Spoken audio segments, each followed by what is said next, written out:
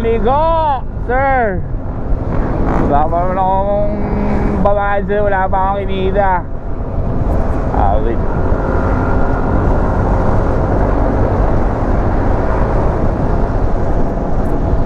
Ay nako, tingin muna bago libusan para sa safety natin pare-parehas. Diba? Eh pagka ganyan, makaka-aksidente. Tapos sila pa yung makagalit. Mga ganun. Ako ilang beses na ako naka-aksidente, nakabangga, wala, tiklop. Salanan eh, bayad. Sa ano, maging responsible driver tayo.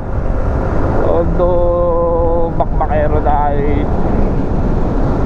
samahan pa rin natin ang ano, yung pag-iingat. Ingat hindi lang para sa sarili, yung mga sa paligid din sana natin. Kasi kagaya hindi naman natin alam ang mga possible na pwede mangyari. Kasi hindi naman natin alam na nandyan lang pala yung aksidente. So ingat tayo, ingat lang. So yun, ride safe sa lahat. Sa'yo kuya, ride safe, ingat ka, tumayo ka at pagpakarami.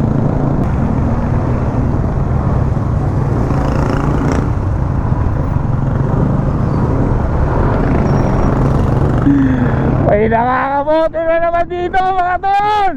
Putang ina yan, makakilala yung putang ina to, kabote ng Binangonan. Putang ina mo, ayop ka deliver.